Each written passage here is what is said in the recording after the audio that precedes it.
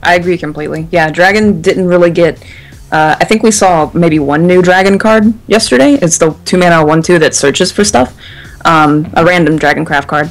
And it's like, they didn't get anything from this expansion. I agree completely.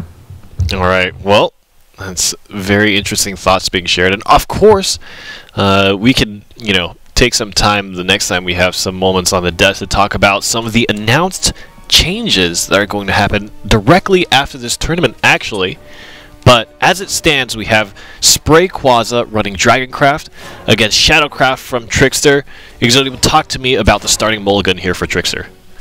Absolutely. So Trickster actually has a great curve, especially against Dragon, with the Attendant of Night into the Erd play, into the Surd play. So his opener is about as best as it, or as good as it can get in this matchup.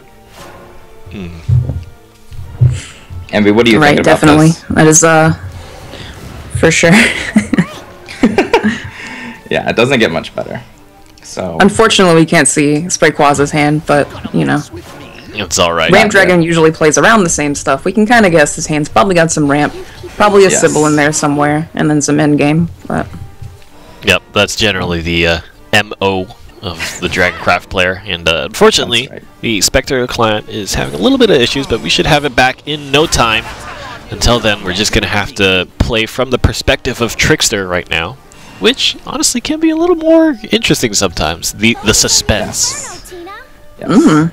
So the addition of Tina in Sprayquaza's deck is really nice. This board, not really well suited for it, other than the fact that can get the Ayala trade right now, which is good. I actually do like that play too, as well. The quote-unquote more obvious play would be to snipe the Erd, killing it in one hit, but you don't kill the Ayala off that way. And ramping to 6 is a lot better than ramping to nothing. So absolutely, it's very true. And in this scenario, when the Dragoncraft sets up this situation for themselves, that means on their next turn they can play the Sybil and get the heal if they need it, which I think he will, since he's just taken 3. You always need the heal from Sybil, and that's exactly what we want to see. Yeah, he's got it for sure. They always have it. Ooh. Oh. Uh-oh. 0 for 1. Maybe he doesn't. Did you see, Exodium, Envy's record yesterday on kind of predicting plays and kind of getting the situation right was incredible. But I think today the power is not with her, so we'll keep a new record of that, Envy. I'm holding you accountable to your predictions. That's fine.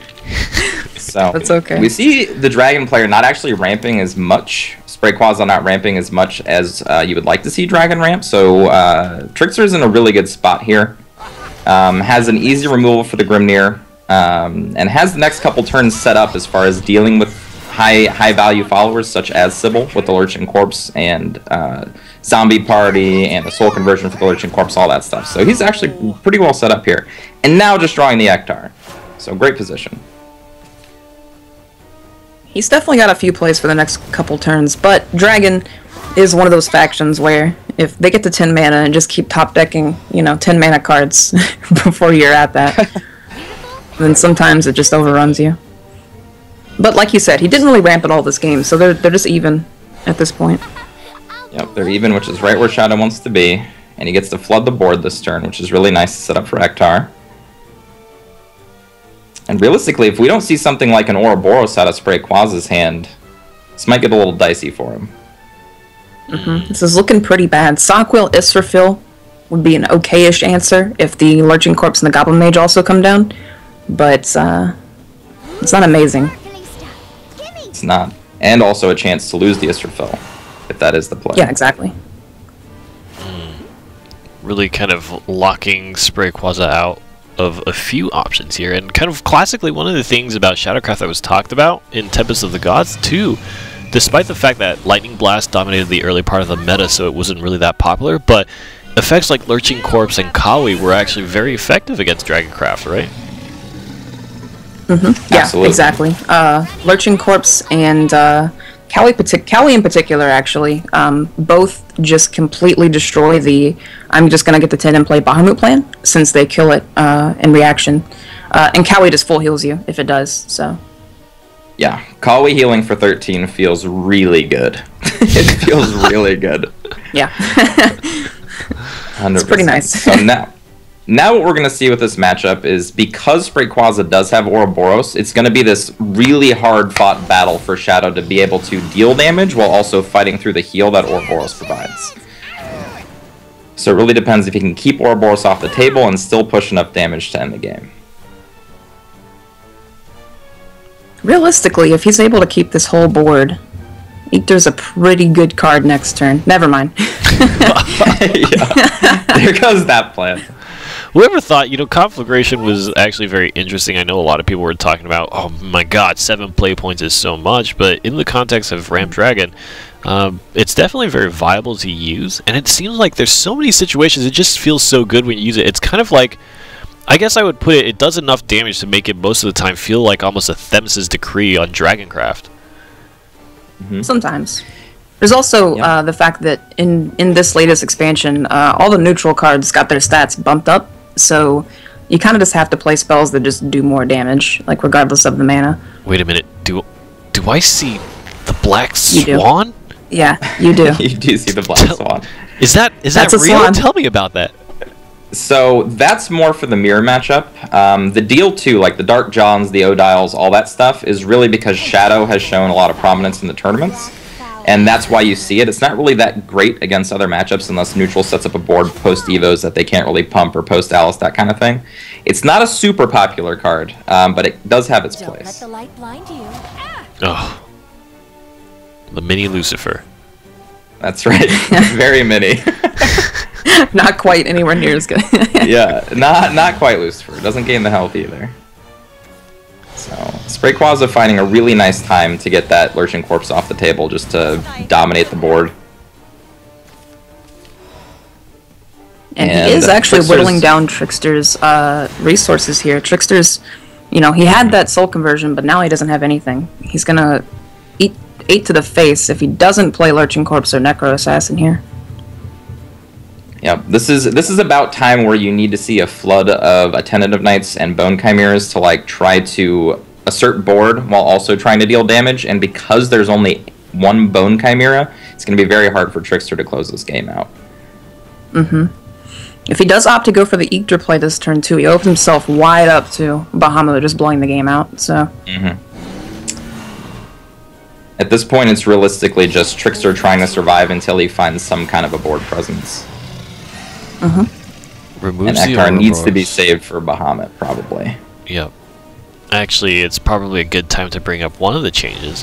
Ouroboros, after this tournament, will not provide the healing anymore, which, let's talk about that in context of this game right now. Would it really change very much? I mean, Dragoncraft certainly has healed up a lot, but I think it's hard for Shadow to set up any kind of aggression in the first place.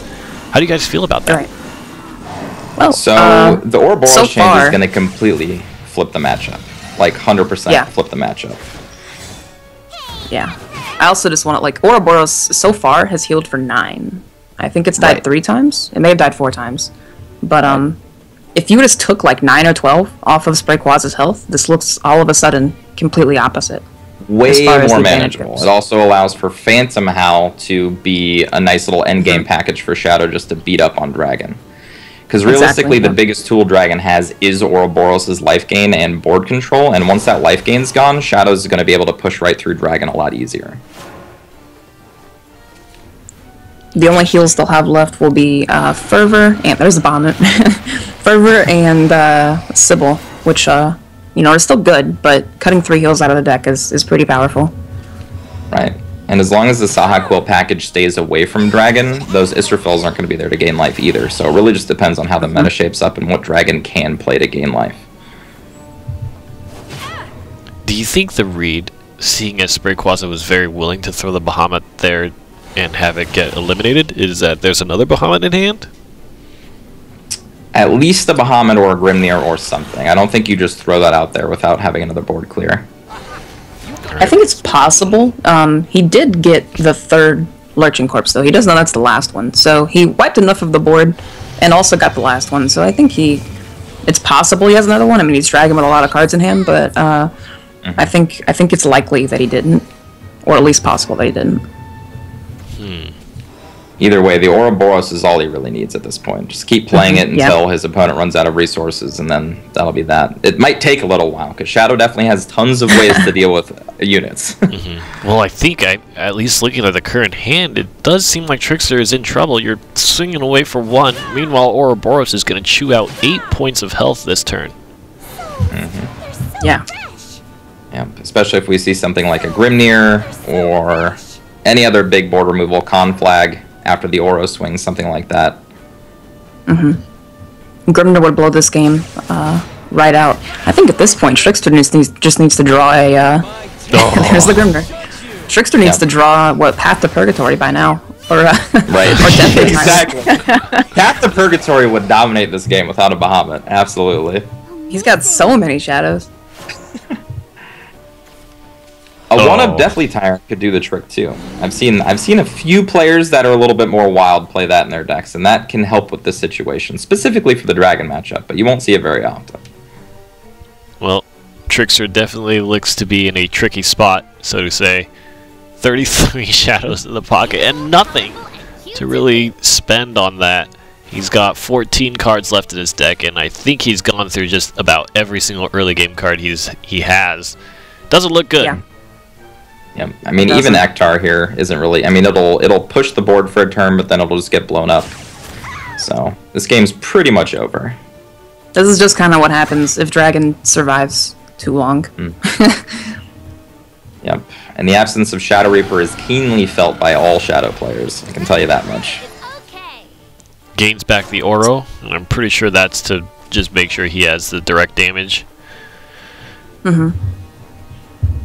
And put the 13 Growl style. Might as well wipe, right? Yep. Oh, show me the Bahamut attack animation, please. Right? One beam straight to Luna's face. Let's go. I'm ready. Oh, he lets it happen! Wow, Trickster, that is good manners to the max right here. Oh! My god. Oh, hey, hats off. -7. Trickster with the classy play, allowing us to view that huge laser. And I feel like that's probably, as a side note, that's probably one of the most disappointing things about Deepwood Anomaly, is when you do win with it, you never see it. You never see it happen. You never see it. You never get to see it happen. Still don't know what that animation looks like. It's pretty cool. I've seen it once. It's pretty cool. Well, the next time we do an event and we do a bunch of take-twos, then you can specifically target Forestcraft and try to keep using Deepwood to see if that is something that you can kind of get there. But talk to me a little bit about that last game, Exodium. How did you feel it played out? Obviously, I think Trickster kind of ran out of a lot of gas, and sometimes, drawing cards is a part of card games. What should Trickster be thinking about right now?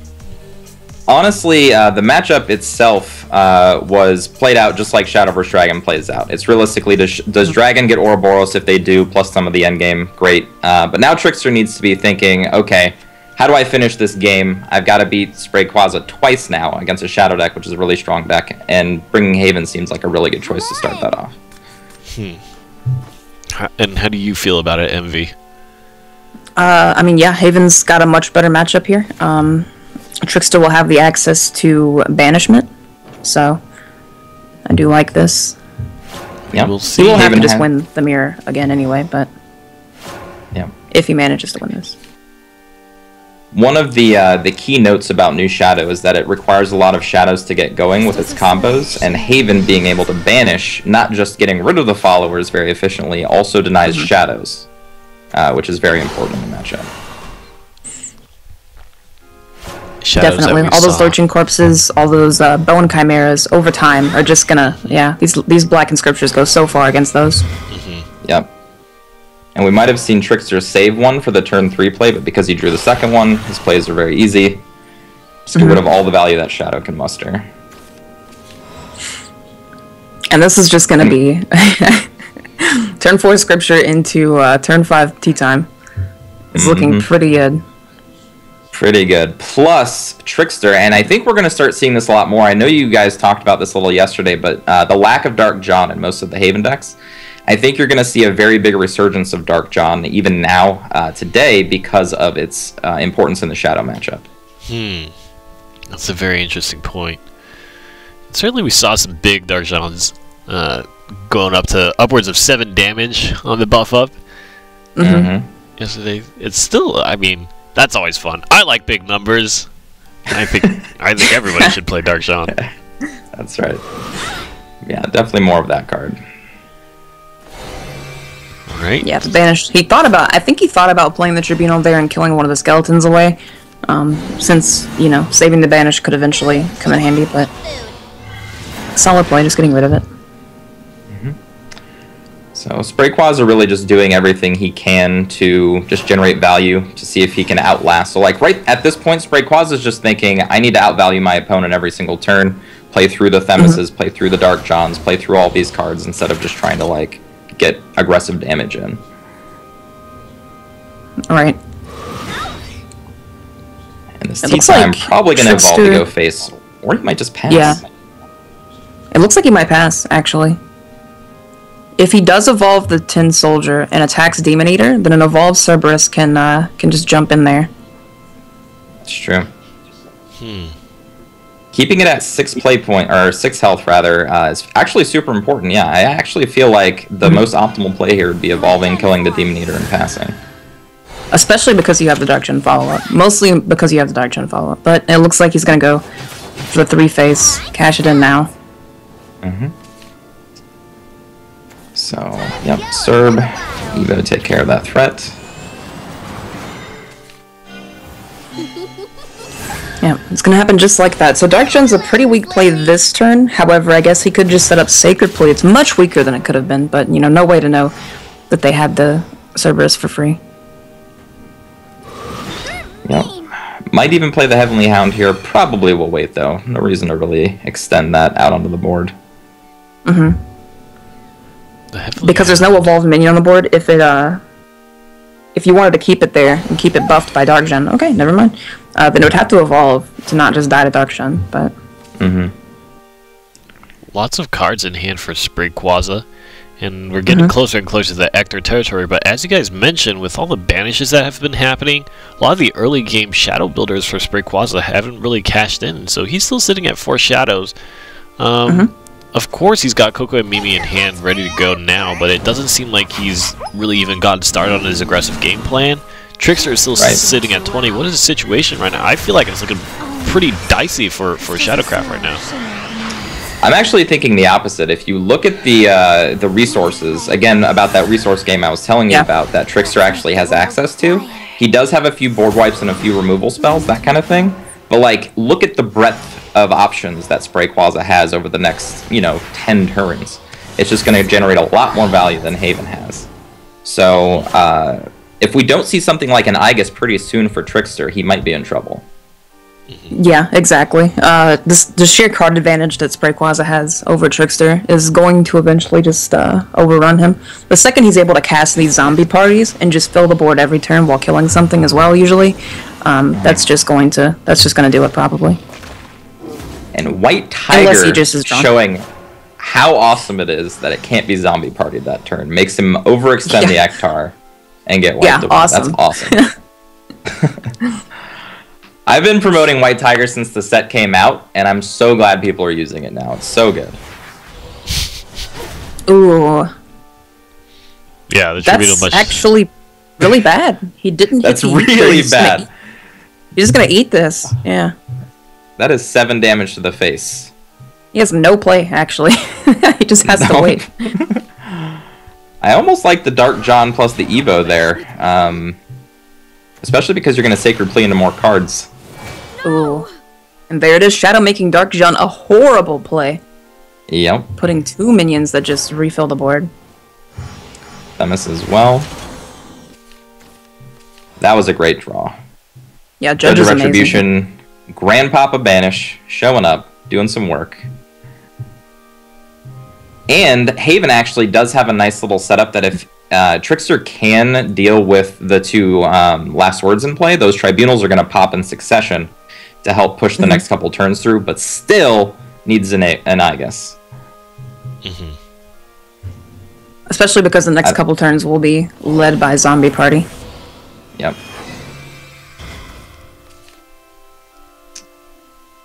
There it is. The judge of There it is. Yep. Comes down. Banish still being such a good... I mean, the Banish is really, I feel like, keeping Trickster... I feel like that's the sole reason why Trickster hasn't taken more damage than he has. So he's banished some high-value targets this game. He's gotten rid of a Bone Chimera and a Tendon Knight. It's really good. Yeah. As far as amazing targets go. Keeping the shadows down really just means that follow-up plays get so much harder, right? So like a follow-up Ektar, not as great. A Soul Squasher means you have no shadows left, instead of having like 12 or 13 shadows at the moment, right? It's a really defensive evolve there, but I do like it. There was already 6 damage on board. With an evolve, it was 8, so... Being defensive there when you know he's holding Coco. And there's the Zombie Party. Yep. Now we get to see the old trades. Zombie Party for Themis, maybe another Zombie Party for a Dark John, and then we'll see the game progress after that. Bone Chimera goes face, Tribunal pops Bone Chimera, Dark John. Yeah. Let's go. Oh, come on. He can just attack it anyway, but yeah, this is incredible. Yeah. Yep, he's got 2 of them, too. Yeah, this is a pretty easy Dark John turn. So it'll now, set up actually, his judge to die to the other zombie parties, but whatever. The value's too hard to pass up. Yeah. And I feel like the game has actually shifted into Trickster's favor now because of the amount of removal he's drawn. Before it was just a few spells, now he's got multiple Dark Johns, plus that theme is still, plus he has Tribunals popping. He's got plenty of time. With a plea ticking as well. He's got a plea ticking too, so that's even more added to it.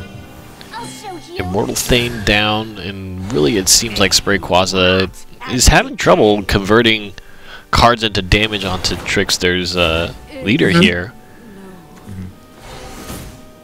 Ooh, besides just drawing way too much removal, and again, just Dark John lines up perfectly right here.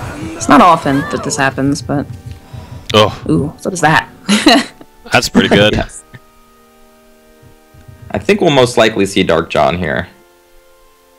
It's just Grimnir an easy clear. You can save Grimnir for like a Death's Breath or something like that. Oh, it's true. Dark John won't kill Death's Breath, but Grimnir would. Yeah. I mean, honestly, the possibilities are endless here. He's got plenty of ways. For sure. To do I mean, this. he's got really anything. Yeah. So really, it's going to be on Shadow here to start drawing better cards. It needs to not draw its early game cards at the moment and just be able to push damage through all these removal spells, but it's going to be very hard from this point. It needs to cast that Soul Conversion, and drawing a second one is absolutely terrible. Because he actually could use a 1-drop, or 1 or 2-drop, maybe even a 3-drop, because then he could actually use the Necro Assassin. But yeah, see there, he's just trying to bank in, draw cards. And the worst thing about using Bone Chimera for something like a Necro Assassin right now is that it opens it up to removal. It doesn't give you that board presence outside of that. So. Right. Alright, we have ourselves in a situation where Havencraft is in late game. Still haven't kind of drawn that Aegis, but this is an interesting situation. You leave the Bane up. I guess it doesn't really matter since Dark John is at 2 defense if you wanted to crash it in, but I don't see any way he's just going to leave it up. I guess he's trying to bank on Grimnir protecting. I think that's a pretty overzealous play because this allows for at least 4 damage to come through this game, where Trickster could have just eliminated all damage. Ooh. Yep. I think it was totally fine. I mean, you've seen all 3 zombie parties, again, counting cards you've seen, so, like... That's true. I think it's fine. I've seen a lot of the list play a couple Undying Resentments as well, but Sprayquaza might not be, and Trickster will know that. We saw those yesterday, so... Definitely. What I think is interesting now is because he chose Grimnir as a spell for removal, or as a card for removal, as opposed to something like Themis or trying to figure out some other way to do it, now if he uses a Themis, it's not quite as valuable because you don't have the followers on board anymore. They got traded out, and so I feel like the situation would seem a little bit better if you had maintained a follower and then played the Grimner so that you could swing face, perhaps. Yes, I honestly think that Trickster's in this, like, oh crap, I need to draw my endgame mode now, because I feel like the game has shifted back. Now that those Dark Johns are gone and there aren't any big followers for Trickster, he's kind of on the back foot until he draws something. And I think that's kind of like riding on him right now. He's like, oh crap, I need to play as defensively as possible, otherwise I'm just going to lose. Yeah, exactly. He did cantrip and he did cantrip plea into plea earlier, so he's going to get that going. And he'll eventually find some way to close this, I'm sure. But this death spot's going to be pretty good. Well, there are 19 cards left. And, he hasn't gone a late game option yet, so it must be one of those. It's got to be in there somewhere. It's going to force a Themis. Yes. Yeah, and then the Ectar comes down. And I think this is the only Themis he's found so far, is that correct? Yes. Yeah, he does still have a few outs. Themis into Ectar refill is going to basically depend on what Trickster draws this next turn. Yep, Trickster's next draw is going to be very important. There it is. If there's no answer to this board, he will be dead. Just gotta hit Themis. That's most all impressive. you can hit. Yep. Dark John, technically, if there's a third one, but... Oh, gosh, that is painful. Feels bad. Seeing your Lasted first Beast so Call many Aria when you're turns. 23 cards deep is like, oh, that's such a... That feels so bad. I honestly wonder, I mean, Trickster I think is back. There's no way he can live with the cards he has in hand. No evolution orbs, nothing really to ward up. And this Trickster, wow, he lets him get the killing blow again. Trickster, He's a this is feel-good one person. of a kind. He's a He likes feel-good animations, man. Trickster. Yeah, he just wants to see it happen. Oh, Sprayquaza giving the old TY. GG. No re. Goodbye. Zombie to close it out. 2-0 Sprayquaza will send Trickster to the losers bracket. So Trickster is not out. And I think in both games it was very much a situation where Trickster kind of was struggling to find options, you know,